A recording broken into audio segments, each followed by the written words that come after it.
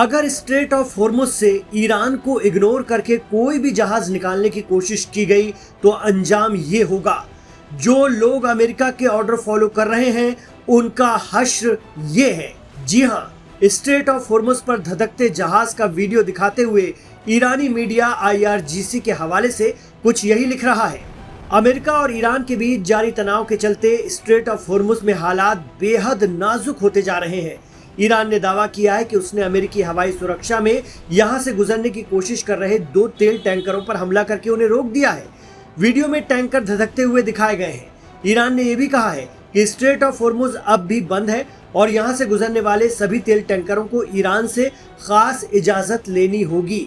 Iran में IRGC ने साफ कह दिया है कि अमेरिकी सैन्य कमांड सेंटकॉम ये दावा करती है कि हॉर्मुज से गुजरने वाले टैंकर अमेरिकी निगरानी में, अमेरिकी सुरक्षा में गुजर रहे हैं, लेकिन इसकी असलियत क्या है ये आप खुद देख लीजिए। दूसरी तरफ अमेरिका ने ईरान के दावे को खारिज करते हुए आरोप लगाया है कि IRGC हॉर्मुज से गुजरने वाले व्यावसायिक जहाजों को डराने धमकाने की कोशिश कर रहा है।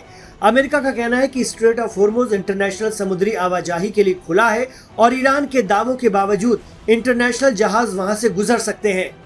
ईरान ने इस महीने अमेरिका के साथ हुए युद्ध विराम के टूटने के बाद स्ट्रेट ऑफ हॉर्मुज पर फिर से नाकेबंदी लागू कर दी थी। ईरान का कहना है कि उसे इस मार्ग से गुजरने वाले व्यापारिक जहाजों से ट्रांजिट शुल्क वसूलने का हक है, क्योंकि स्ट्रेट ऑफ हॉर्मुज के आसपास का पानी यानी उसका जल क्षेत्र है, इसलिए वहां पर जहाजों की आवाजाही को सीमित करने का अधिकार भी उसके पास है। हाल ही में अमेरिका की ओर से किए गए जवाबी हवाई हमलों के बाद से Iran Islamic revolutionary guard corps ने गुरुवार को ही संघर्ष और तेज होने की चेतावनी दे दी थी और शुक्रवार को उन्होंने दिखा दिया कि उनके ब्लॉकेट का उल्लंघन करने वालों के साथ क्या हो सकता है। इससे पहले भी अमेरिका ने अरबों डॉलर के बम गिराए। पेंटागन ने बड़े बड़े दावे किए कि हमने स्ट्रेट ऑफ हॉर्मुज की तरफ जाने वाले तमाम रास्तों की सुरंगों को तबाह कर दिया है, लेकिन ईरान में IRGC की इंजीनियरिंग और तकनीक के आगे ये सारे दावे फेल हो गए। हॉर्मुज की तरफ जाने वाला वो रास्ता जिससे ईरान के हथियार और मिसाइलें, साथ ही फौजें, रसद और दीगर साजो सामान स्ट्रेट ऑफ हॉर्मुज के किनारों तक पहुंचाते हैं, वो ईरान के लिए बेहद खुफिया और रणनीतिक महत्व का है। अमेरिका ने उसी रास्ते में आने वाले पहाड़ों को काट कर बनाई गई टनल को गंभीर नुकसान पहुंचाने का दावा किया था। ये दावा सही भी था। अमेरिकी हमलों ने इन सुरंगों को एक तरह से मिट्टी और मलबे से भर दिया था, ऐसा कि यहाँ से गाड़ियां निकलना दूभर था। लेकिन ईरान ने रिकॉर्ड समय में इस टनल और रास्ते को दुरुस्त करके वाहनों की आवाजाही शुरू करवा दी। ईरान हॉर्मुज पर से कंट्रोल किसी भी हालत में नहीं छोड़ेगा, वो कह चुका है।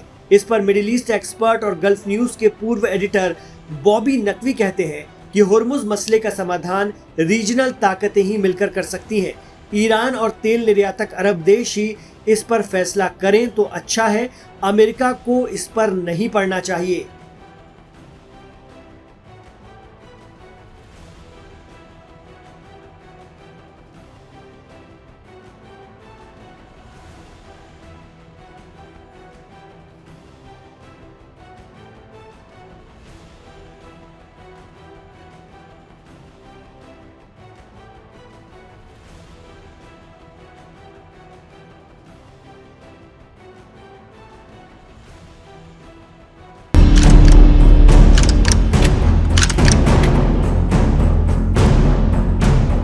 मिडिल ईस्ट से बड़ी खबर। ईरान हिमायती इराकी इस्लामिक रेजिस्टेंस या मुकावमती तंजीमों ने इराक सरकार को 7 अगस्त तक का अल्टीमेटम दे दिया है।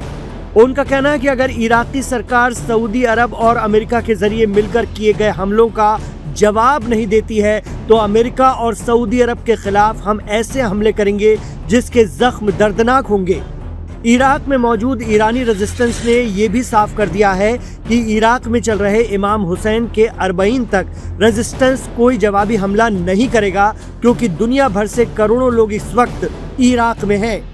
गौरतलब है कि इराक में मौजूद पॉपुलर मोबिलाइजेशन फोर्स यानी हश्दुश शाबी साल 2014 में उस वक्त वजूद में आई थी जब ISIS यानी दाइश के आतंकवादियों ने इराक पर हमला कर दिया था। उस वक्त दाइश के खूंखार दहशतगर्दों का हमला इतना खतरनाक था कि इराकी फोर्स अपनी पोस्ट और चौकियां छोड़कर भाग खड़ी हुई थी, जिन पर ISIS ने कब्जा कर डाला था। साल 2014 में नॉर्थ इराक में अटैक हुआ था, जिसमें मौसूल, तिकरीत और इरबिल जैसे बड़े शहरों पर दहशतगर्दों ने कब्जा जमा लिया था। आतंकी बगदाद की तरफ बढ़ रहे थे और करबला और नजफ पर कब्जे की भी तैयारी थी। ऐसी सूरत में आयतुल्लाह सिस्तानी ने फतवा दिया था कि इराकी अवाम घरों से निकले, जिनमें युवाओं की तादाद बहुत बड़ी थी। उन्हीं ने अलग अलग ग्रुप्स बनाए थे, जो बाद में पॉपुलर मोबिलाइजेशन फोर्स यानी हश्दुश शाबी कहलाया। इस मिलिशिया ने ISIS को इराक से खदेड़ दिया था और साल 2016 में इराकी पार्लियामेंट ने कानून बनाकर इसे इराकी सिक्योरिटी और आर्मी का हिस्सा भी बना लिया था।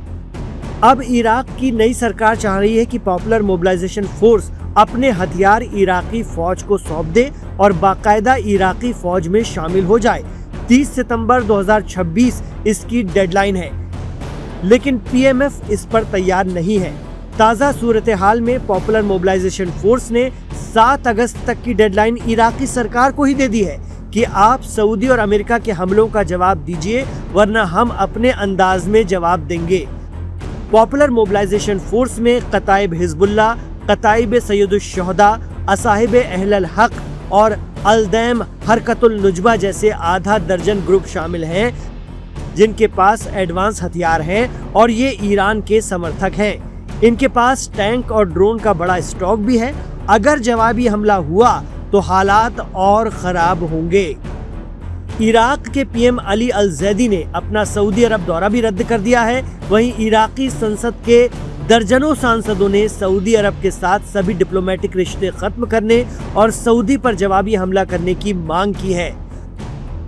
उधर सऊदी अरब के हमलों में मारे गए इराकी जवानों का बदला लेने की तैयारी तेज है। इराक की आधा दर्जन से ज्यादा ये मिलिशिया खुलकर जवाबी कार्रवाई के संकेत दे रही है और अपने लड़ाकों को तैयार रहने के ऑर्डर दे दिए गए हैं। इराक में इमाम हुसैन का चहल्लुम मनाने के लिए दुनिया भर से अकीदतमंद पहुंच रहे हैं और हर साल 3 से 4 करोड़ लोग इराक में अरबईन के मौके पर जमा होते हैं। आरोप लग रहा है कि जंग को बढ़ाने के लिए अमेरिका के समर्थन से सऊदी अरब यमन और इराक में ईरानी रेजिस्टेंस पर हमलावर है। अमेरिका की कोशिश है कि किसी भी तरह इस जंग में अरब खित्ते में मुस्लिम देश खुलकर आ जाएं। सबसे बड़े देश सऊदी के आने से बाकी मुल्क भी धीरे धीरे ईरान और उसके एक्सिस ऑफ रेजिस्टेंस के खिलाफ मोर्चा खोल सकते हैं।